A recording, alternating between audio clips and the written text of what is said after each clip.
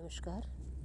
आज का हमारा टॉपिक रहेगा कंपनियों का आंतरिक पुनर्निर्माण। जब कंपनी के जीवन काल में उसकी परिचालन क्षमता एवं कार्यकुशलता में कमी आ जाती है और उसकी आर्थिक स्थिति कमज़ोर हो जाती है तो उसमें सुधार लाने की आवश्यकता होती है। ये आर्थिक स्थिति जितनी ज़्यादा कमज़ोर होगी, रोग की गंभीरता उतनी ही अधिक होगी और उसको उतना ही प्रभावी ढंग से उसको सही करना होगा। तो इसको सही करने के लिए जो विधि अपनाई जाती है उसे हम पुनर्निर्माण या पुनर्गठन कहते हैं।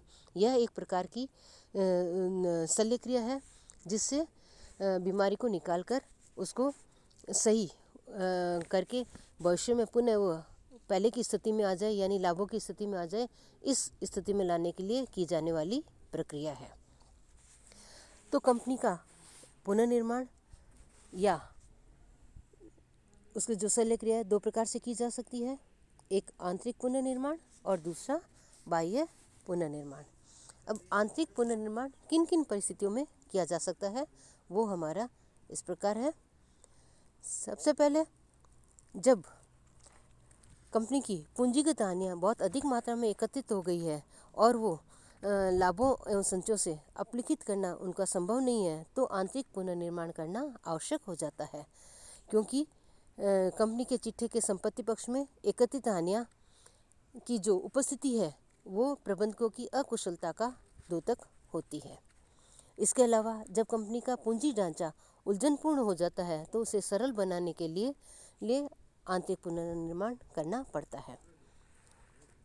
इसके अलावा जब कंपनी की इक्विटी अंश पूंजी एवं स्थिर लागत पूंजी के मध्य जो अनुपात होता है जिसे हम पूंजी की गियरिंग कहते हैं वो यदि सही नहीं होता है, या कंपनी की जो चिट्ठे में दिखाई जो संपत्तियां हैं वो दीर्घकालीन या अल्पकालीन पूंजी का पूर्ण रूप से प्रतिनिधित्व नहीं करे, तब पूंजी संरचना को ठीक करने की आवश्यकता होती है।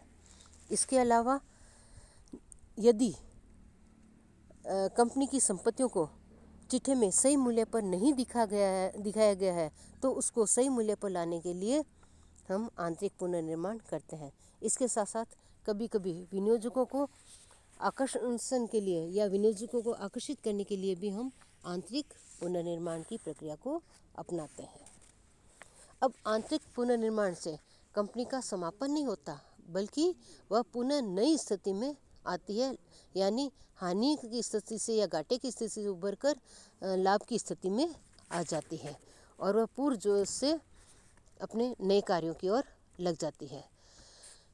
तो कंपनी का जो पुनर्निर्माण है वो दो प्रकार से हो सकता है, एक तो अंश पूंजी में परिवर्तन करके, दूसरा है अंश पूंजी में कटौती करके। तो प्रथम हम लेते हैं अंश पूंजी में परिवर्तन। तो अंश पूंजी में परिवर्तन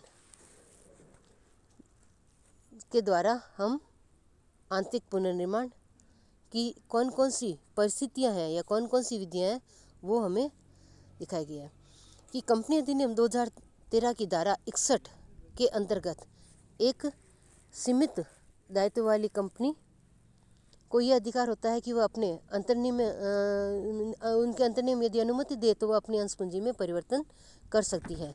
इसके लिए यदि पार्षद सीमा नियम में परिवर्तन की आवश्यकता हो तो उसमें भी किया जा सकता है और इसकी सूचना रजिस्ट्रार को देनी होती है। तो धारा 61 के अनुसार अंश पूंजी में परिवर्तन की विधियां इस प्रकार है। सबसे पहली आती है हमारे नए अंशों के निर्गमन द्वारा अंश पूंजी में वृद्धि। नए अंशों के निर्गमन के द्वारा यदि कंपनी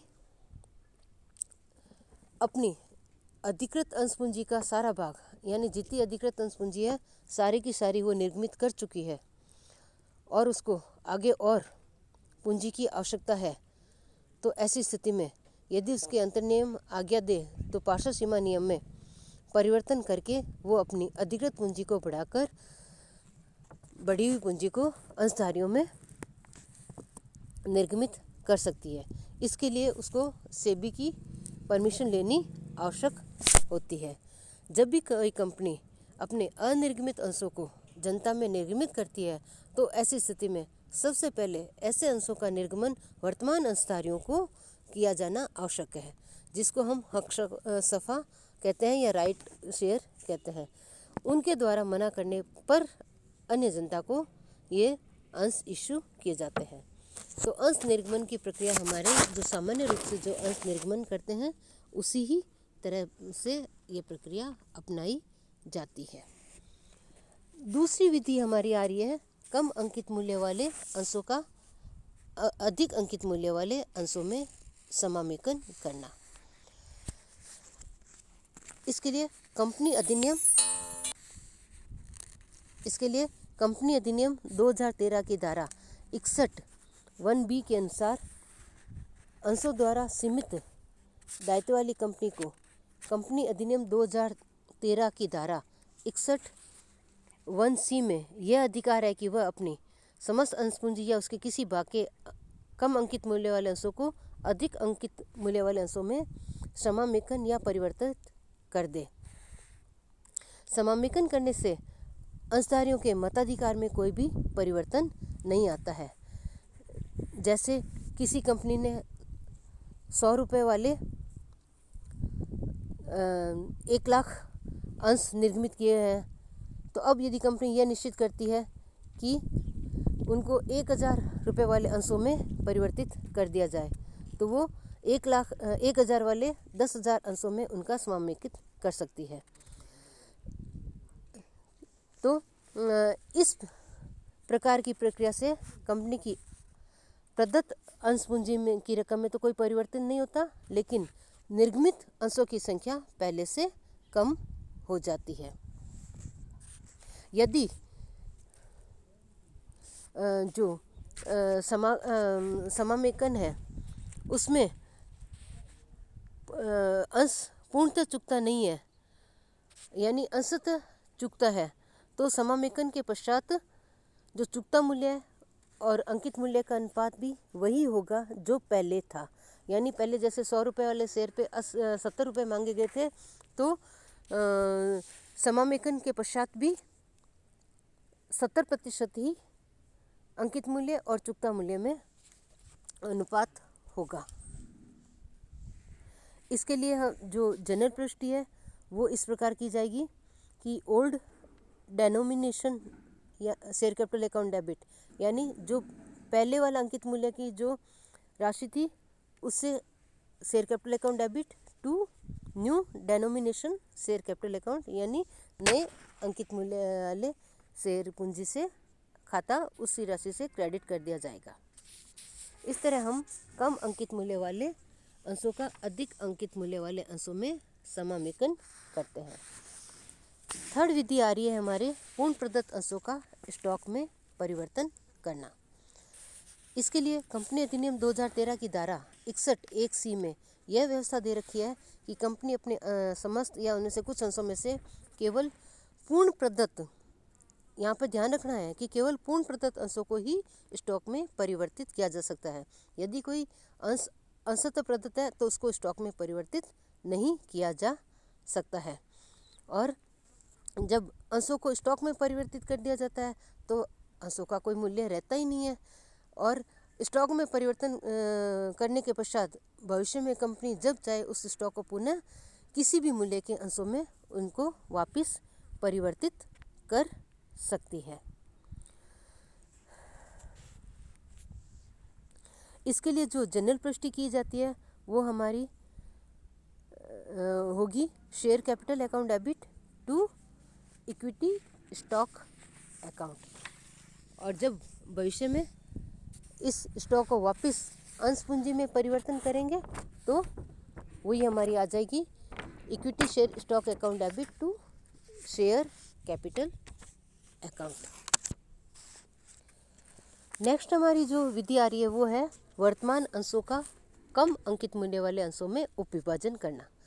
यानी जिस तरह कंपनी कम अंकित मूल्य वाले अंशों को अधिक अंकित मूल्य वाले अंशों में समामेकन कर सकती है, उसी तरह कंपनी वर्तमान अंशों को कम अंकित यानी अधिक मूल्य वाले अंशों को कम अंकित मूल्य वाले अंशों में भी उपविभाजित कर सकती है। इसके लिए कंपनी अधिनियम 2013 की धारा 61(1)(d) में यह अधिकार दे रखा है कि कंपनी अपने समस्त अंशों को या उसके किसी भाग को उसके वर्तमान अंकित मूल्य से कम अंकित मूल्य वाले अंशों में उपविभाजित कर सकती है। जैसे किसी कंपनी ने 1,000 रुपये वाले 10,000 शेयर इशू कर रखे हैं। अब कंपनी चाहे तो उनको 100 रुपये में परिवर्तित कर सकती है, यानी 100 रुपये वाले अंशों में उसको परिवर्तित कर सकती है। तो पहले 1,000 वाले शेयर थे और 10,000 उसकी संख्या थी। अब इसका उपविभाजन करने पर अंशों का अंकित मूल्य हो जाएगा 100 और अंशों की संख्या हो जाएगी 1,00,000। टोटल पूंजी हमारी वो की वो ही रहेगी, उसमें कोई परिवर्तन नहीं आएगा, अंशों की संख्या में परिवर्तन आ जाएगा। और जो अंकित मूल्य और प्रदत्त पूंजी का जो अनुपात है जो पहले था वही समामेकन के पश्चात बराबर रहेगा। यानी पहले यदि कोई अंश पूर्णतः चुकता नहीं थे तो उसमें अंकित मूल्य और चुकता मूल्य में जो अनुपात था वही उपविभाजन के पश्चात वही अनुपात रहेगा। इसके लिए हम जनरल प्रविष्टि करेंगे। जो जितने रुपए वाले शेयर है, ओल्ड जो डेनोमिनेशन है वो share capital account debit to new denomination share capital account. Last में हमारा जो विधि आ रही है वो है अनिर्गमित अंशों को रद्द करना।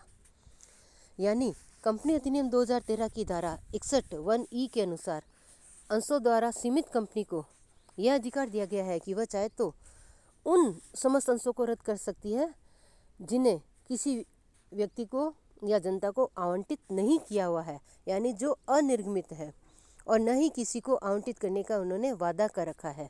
तो ऐसा करके कंपनी अपनी अधिकृत अंश पूंजी की राशि में कमी कर देगी, यानी कंपनी की पूंजी में कमी नहीं आएगी, उसके अधिकृत अंश पूंजी में कमी आ जाएगी। ऐसी स्थिति तब लागू होती है जब कंपनी के पास आधिक्य व संचयों में बहुत ज़्यादा रकम एकत्रित हो जाती है तथा कंपनी ये सोचती है कि अनिर्गमित अंशों को आगे निर्गमन की आवश्यकता नहीं है।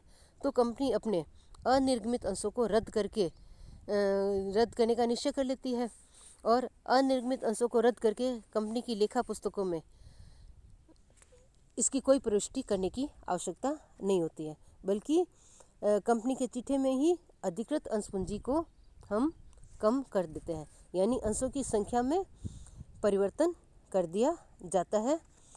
इसके प्रदत्त पूंजी पर कोई भी प्रभाव नहीं पड़ता है।